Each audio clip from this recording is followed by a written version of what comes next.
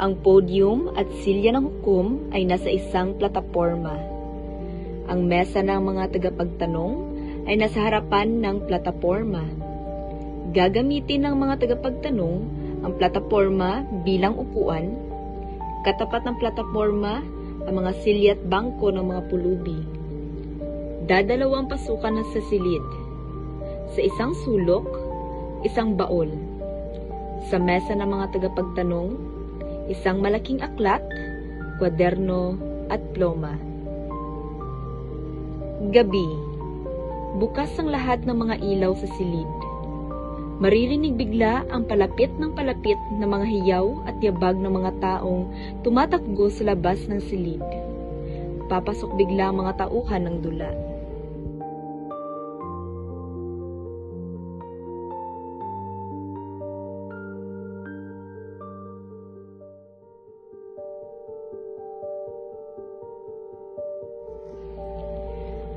Unang papasok ang hukom, ang mga tagapagtanong, at si Serapio na nakapagitna sa dalawang bantay. Patakbo silang papasok. Lahat umihiyaw at umahalakhak din. Tatakbo ang hukom, ang mga tagapagtanong, si Serapio sa gitna ng silid. Bigla silang tatahimik. Titindig ng walang kibo sa gitna, sa harap ng podium ng hukom. May dalang basto ng unang tagapagtanong. Tatakbo ang ibang tauhan sa paligid ng hukom, tagapagtanong, Serapio at bantay. Hawak-hawak na tatumpulubi ang isang mahabang estandarte. Ang nakasulat sa estandarte, ang paglilitis ni Mang Serapio. Bigla na lang silang susugod sa kanilang mga silya at bangko, mauupo at mananahimik. Sandaling tigil. Biglang lalakad ang hukom papunta sa podium. Ang mga tagapagtanong sa kanilang mesa, si Serapio at ang mga bantay sa bangko sa lugar ng mga pulubi. Titindig ang dalawang tagapagtanong sa likod ng mesa.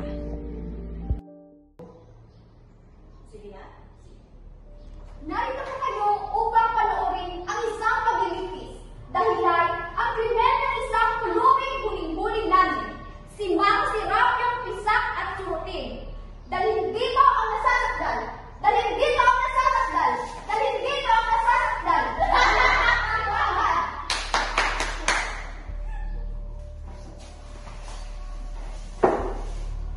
Magandang gabi, Ginoo. Magandang gabi mo. Silensyo! Huwag kang magsasalita habang kami nagsasalita. Bastos ang nagsasalita pag may nagsasalita pa. Patawarin mo ninyo siya. Talagang ganyan ho, ang walang kapangyarihan tulad niya. Mangmang at iyan ang suliranin ng mga kapangyarihan katulad namin. Tumindig ka ng tuwid. Ba't nagala mo ng galaw? Gusto ko lang malaman ko ang aking krimen. Hindi mo ba alam? Hindi ho! Hindi nila sinabi sa iyo? Hindi ho! Problema mo na yun. Pag-aaruga ng bata ang krimen niya. Pag-aaruga! Pag-aaruga! Pag-aaruga ng bata! Krimen! Sapagkat pag-aaruga ng bata ay panuluksong bumasta. Sa makatuwid, nawawala ng pera ang federasyon. Narinig siya ay sasalita sa anak niya at alam pa nila ang pangalan ng anak niya. Sol. Formalidad na lamang ito ang paglilitis. Formalidad na rin ho ang hatol ko. Ang parusa niya ang nais panoorin nitong mga pulubi. Siya ay bubulagin. Lord, Serapio, mabuti ba ang tulog mo? Oho. Nakakain ka na ba? Oho. Magaling. Handa-handa ka para sa paglilitis mo. Ilang araw mo suot iyang kamay sa dentro mo. Ikaw ba'y naghilamos na? Naligo? Nagpunas man lamang? Naspray mo ba siya? Ituloy ang paglilitis. Sa aking siyang na taon sa federasyong ito bilang isang hukom, wala pa akong nakilalang mga tagapagtanong na kasindaldal itong dalawa. Ituloy ang paglilitis. Bueno, Ginoong Serapio, sabihin mo sa amin. Tumindig ka ng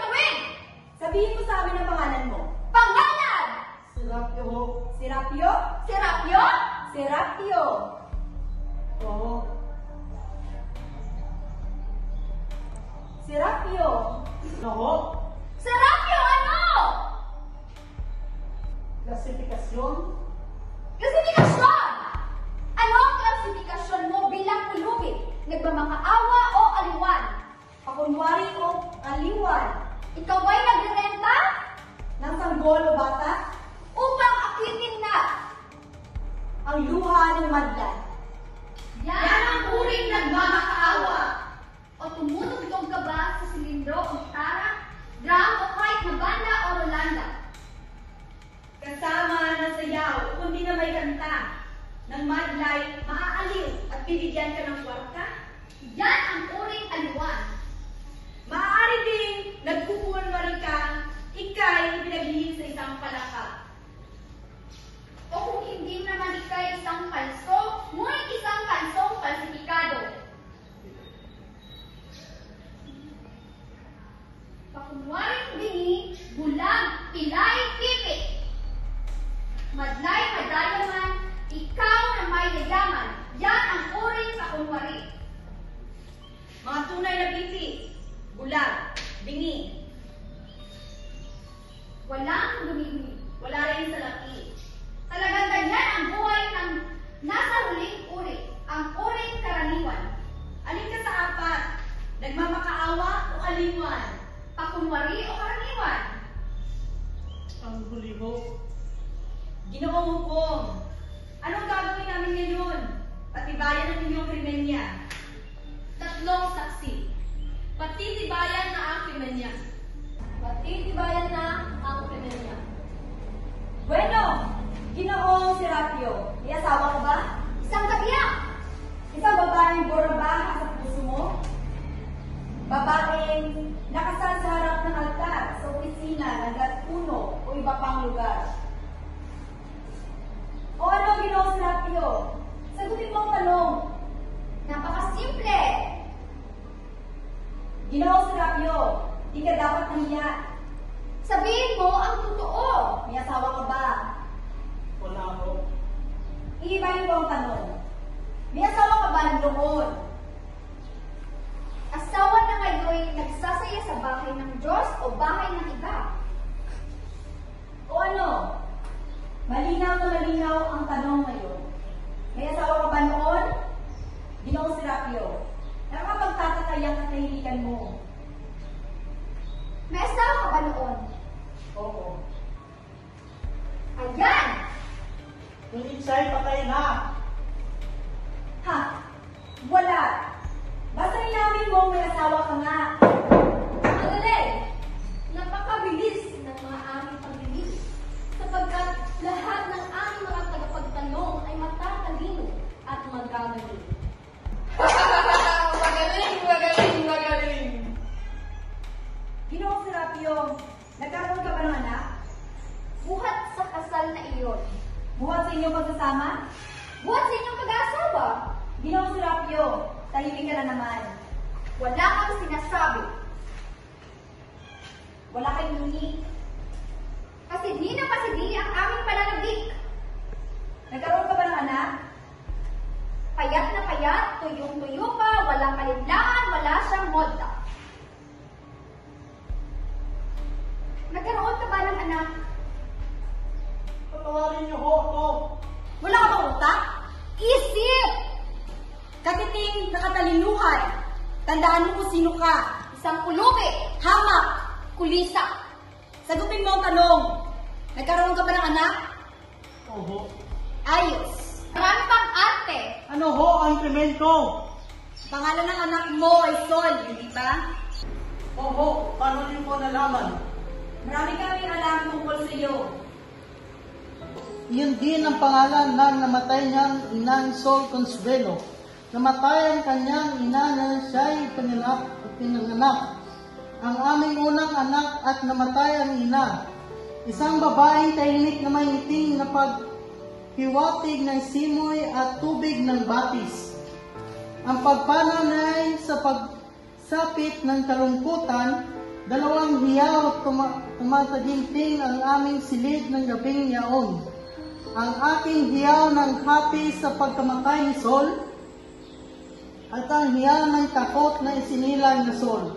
na naging larawan ng kanyang inang maputi maitim ang mata, madalasan nakangiti lundag ng lundag kapag inuuwian ko ng kending matamis at laruan.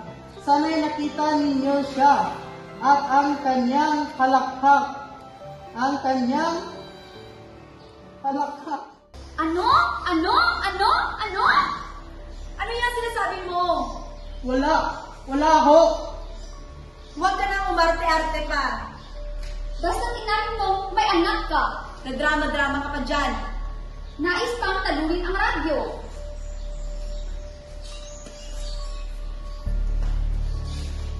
Mano, tapos na ba ang paglilitis?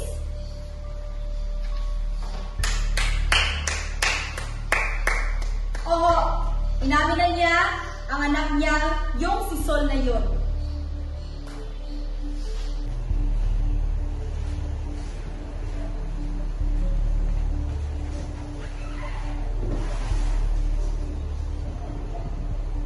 Ito po ang takon ng mga instrumentong ginagamit namin sa pagpaparusa sa mga kasal. Humahanga po sa mga parusa itong federasyon. Ubod ng karunungan at pag-unawa sapagkat sa katotohanan ay pagpapakawanggawa ang mga parusa. Halimbawa, ang pagtipid o ang pagpilay kaya ipalagay nating bulag ang kriminal at nakikinapang dahil sa pagkabulag niya. Hindi ba tataas ang kita? Kita niya kung pilay rin siya. Bulag na, pilay pa. O at di lang siya ang makikinabang ang federasyon din. Sapagkat tataas ang kanyang pabuloy sa federasyon. Yan ang tinatawag kong paunawaing parusa. Ang pinarusahan at nagpaparusa ay kapwa nakikinabang. Ito ho ang IC. Ano? Handa ka na ba? Para sa... Sa pagbulag. Ha? Sa pagbulag. Madali lang. Sanay na itong warning.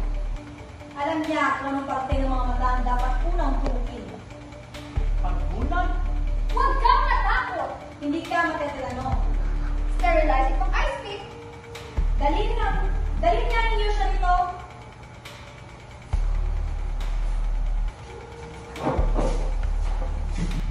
Ba't niyo ako bubulagin? Yan ang mamatayang parusa. Balat. Para sa ano? Para sa tingin mo. Krimen? Huwag kang gumalaw masyado.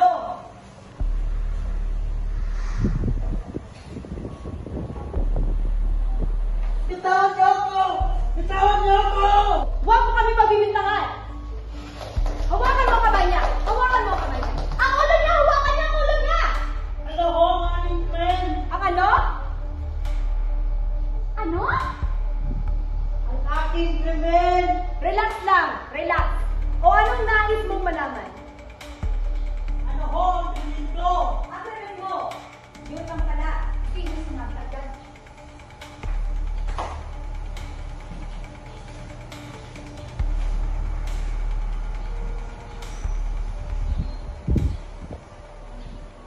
Ang krimen ni Mang Serapio. Ang buhay ng tao'y lansangan ng hirap. Ang mundo'y daigdig ng kirot at dahas. Pagkasalay sakit ng aking pagkatao, pag-aaruga ng mga bata, ang krimen ni Mang Serapio. Krimen mo, Mang Serapio! At wait ka pa nga sa aming aklat. Bawal mag-arugaan ng bata o asawa. Ang taunang kita'y nawalan ng pera. Ginagasta mo ang pera ng federasyon para sa isang bata. Magpabulag ka nang makauwi na tayo ng maaga. Ngunit wala naman akong batang inaaruga! Ano? Wala akong batang inaaruga! Ginoong Serapio, huwag ka nang magsinungaling. Hindi ako nagsisinungaling! Huwag mo kaming lokohin. Itong hukuman. Wala akong niloloko! Ang parusa sa pagbubulaan sa hukuman ay pagtitipid. Sinasabi ko ang katotohanan! Kaaamin mo lang na may anak ka. Narinig kita! Narinig ka namin lahat! At itong anak mo'y isang babae. Ikaw mismo ang nagsabi! Ang pangalan pa nga ay Sol. Sinabi mo yan! Sinabi mo! Hindi ba inaaruga mo siya? Si Sol ay patay na! Ha? Patay na si Sol! Patay na! Patay na siya? Si Sol? Patay na? 3 taon nang patay si Sol. Sinagkasama ng jeep. Patay na siya! Patay na! Tunay na malungkot ang iyong kwento. Pinipiga mo ang aming puso.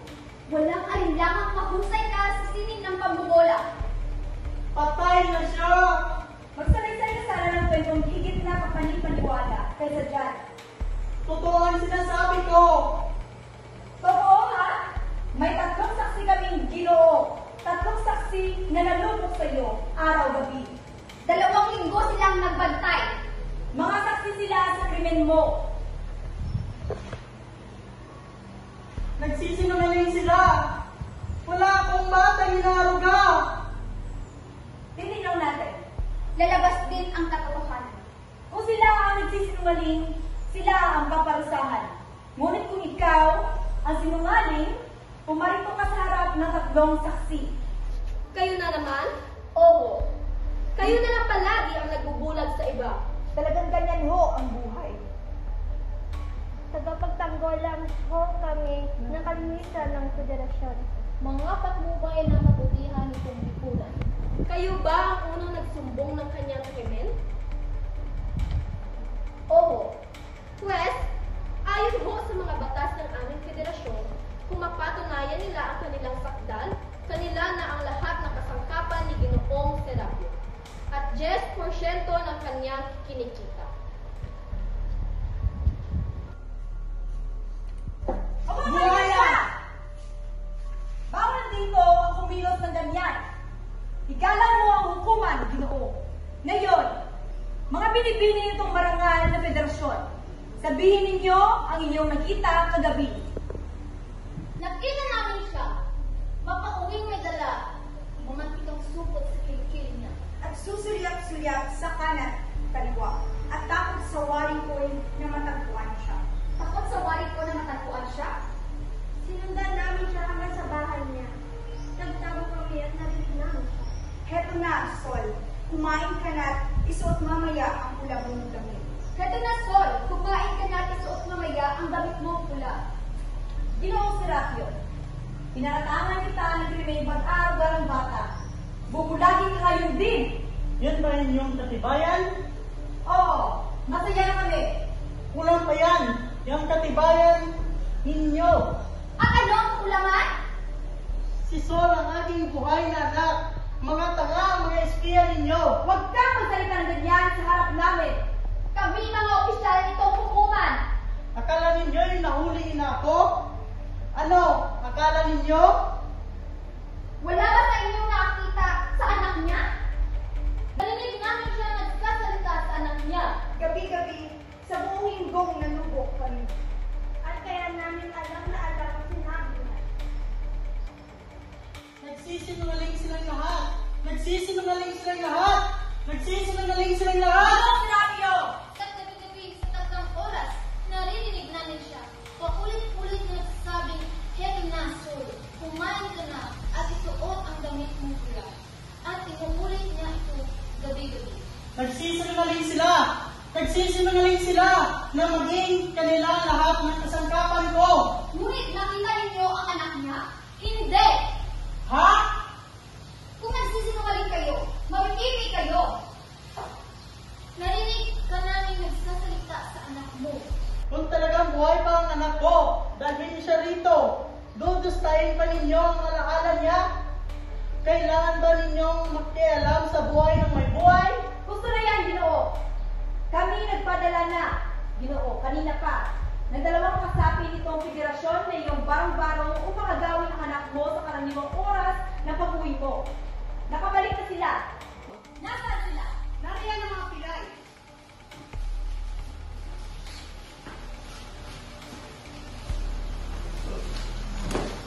O ano? Nasaan ang bata? Wala. Anong wala? Hindi ba kayo pumunta sa bahay niya? Oo. Hindi rin nahuli ang anak? Wala akong bata roon. Kung nagsisinungaling ka, Hindi po.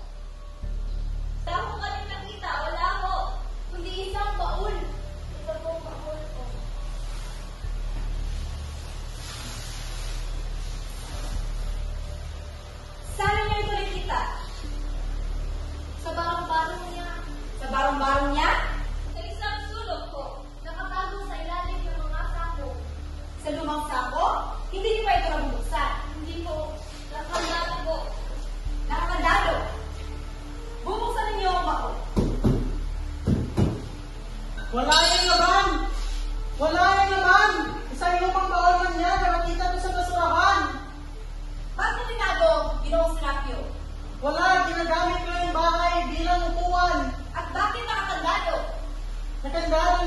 nakita ko. Nagsisinungaling ka, Ginoong Serapio. Bagong-bago ang dati. Walang bakas na ikalawang, ikaw ang nagdagdago nitong baon. Nakakandado na yan ang nakita ko. Kung ganoon, Ginoong Serapio, hindi mo dadaramdamin ang pagbukas namin ito. Buksan ang baon. Huwag! Huwag! Ginoong Serapio, pinapawisan ka. Wala yung laman! Bakit mo alam, Ginoong Serapio? Nagsisinungaling ka. Hindi! Buksan mo itong baon. Hindi! Ala, buksan mo. Huwag! Bakit, Ginoong Serapio? Akin yung baon! Atin namin mo rin. Huwag niyong buksan yan! Bakit? May tinatago ka ba sa amin? Bali wala sa inyo ang laman yan! Titingin natin. Ituloy ang pagbubukas. Hindi dapat yan pakialaman! Kailan ba kayo makialam sa buhay ng mga buhay? Ginoong Serapio! Kailangan ba kayong makialam sa amin? Serapio! Hindi niyo po dapat pakialaman yan! Sasabihin ko sa iyo kung ano ang malalahad pag nabuksan namin ito. Katibayan ang krimen mo! Wala kayong matutuklasan dyan! Ano ang tinatago mo dyan? Mga damit mo? Mga laruan niya? Ituloy ang pagbubukas. Huwag! Wala kang karapatan sa hukumang ito, Ginoo. Ngunit akin yung baon! Eh ano? Eh ano? Huwag niyong buksan yan! Pigilan mo kami! Pigilan mo kami! Pakatayin niyo kayo! Pakatayin niyo kayo! siya! Ibubunyag ko kayo sa pulis! Ibubunyag ko kayo sa mga pulis! Ibubunyag ko kayo at ang inyong kalupitan! Ibubunyag ko kayo sa pandarayan ng madlang! Ibubunyag ko ang inyong pagmamalupit sa amin lahat! Ibubunyag ko ang inyong sadyang pagpapabaya sa mga matatandang kasapi! Ibubunyag ko itong federasyon sa pulis! Wala makakatulong sa iyo, Ginoong Serapio. Wala. Ni ang pulis ang pahayagan. Kahit sino man sa mundong ito. Ang mga hiyaw mo'y di maririnig. Ang bawat kilos mo'y mabibigo. Walang papansin sa iyo. Dumaing ka pa at bukas makawala. Matatagpuan ang iyong maagang katawan sa mga itim na bulaklak ng pasig. Tandaan niyo yan. May 40 pesos kayong dapat ibigay sa federasyon araw-araw. At ibibigay niyo ang perang iyan sa amin. At kapag hindi, kung kayo'y nakakakita, pipitasin namin ang iyong mga mata. Kung kayo ay nakakapagsasalita, puputulin namin ang iyong dila. At kung kayo'y nakakalakad, babasagin namin ang iyong mga buto. At kung hindi pa rin ninyo susundin ang batas na ito, ang bawat daliri niyo isa-isang tatanggalin. Malungkot nga ang buhay sa federasyong ito. Ngunit kasabi na kayo hanggang kamatayan. Kamatayan lamang ang makakapagligtas sa iyo kapag sumali ka sa federasyong ito. Buksan ang baon. Baliwala yung laman yan! Baliwala! Huwag niyong buksan! Baliwala yung laman yan! Hindi na ninyo maunawaan! Hindi niyo na maunawaan! Kung tagkain kong magpaliwanag, kung tagkain kong sabihin sa inyo kung bakit hindi naman ninyo mauunawaan, pagtatawanan lamang ninyo ako. Anong masasabi ko sa inyo? Paano? Paano ko masasabi? Nabubulok na kamay, nabubulok na balat, nabubulok na laman, nabubulok na ugat, nabubulok na buto.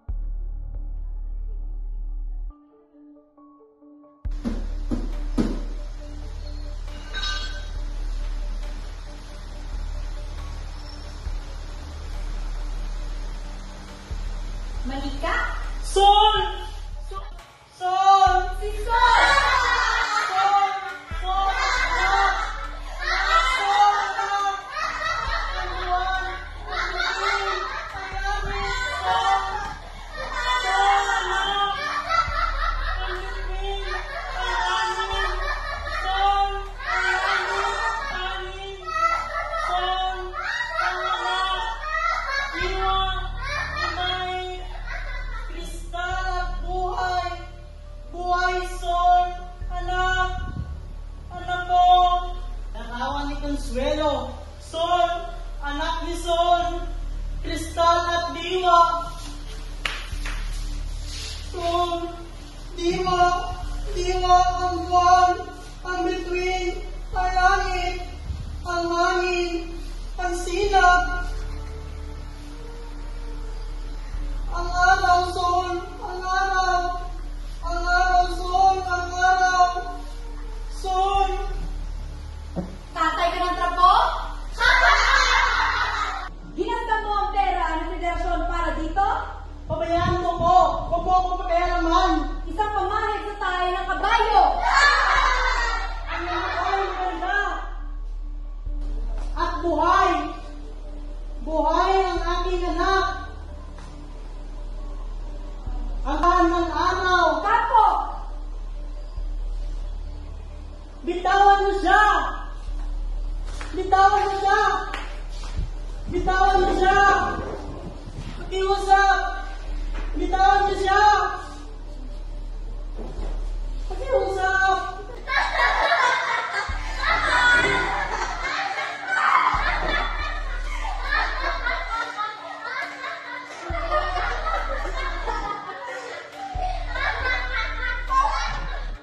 Bulagin na rin siya! Bulagin!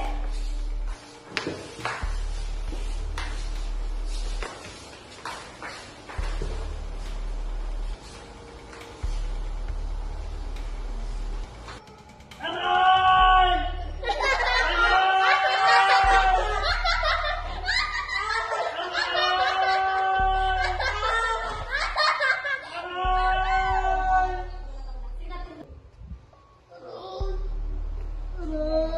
Sol! Sol! Sol! Saan ka, Sol? Sol!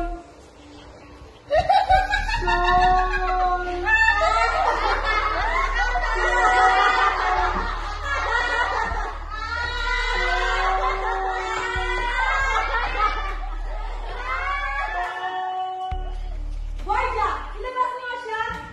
Sol! Paminsan-minsan na lang itong mga paglilitis. Oh my, di tulad ng dati. Kailan ba ang susunod? Marso pa, isa pang buwan.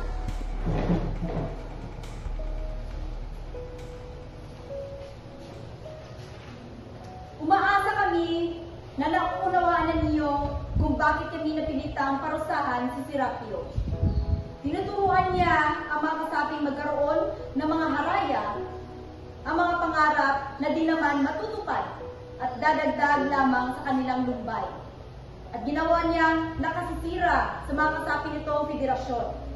Ang anumang federasyon ay nangangailangan ng kaayusan ng mga batas. Ang maninira nitong kaayusan ay mapanganib. Ang ginagawa ni Mang Serapio ay salungat sa aming batas. Ang ginawa niya ay pulos malisya. Ipinagtanggol lang namin ang aming kapwa-tao. Ito'y dapat ninyong lubos na maunawaan. Nakita ninyo sila sa isang nag-alisan. Babalik din sila. Alam ninyo, nagkamali si Ginoong Serapio na sinabi niyang kami sadyang pabaya sa mga matatandang kasapi. Ang mga matatandang kasapi, ang mga matatandang pulubi, ang siyang mismong ayaw mabuhay. Pilitin mo man sila, ayaw nilang kumain. Uminom lang man ng kaunti, tubig, araw-araw, sapagat wala silang makita, kundi karimlanan sa langit at hinihintay na lang nila ang pagdako ni kamatayan sa kanilang durungawan. Bali-bali na ang aming pakpak. Wala sa amin ang lakas upang liparin ang napakataas na pader ng Kongreso.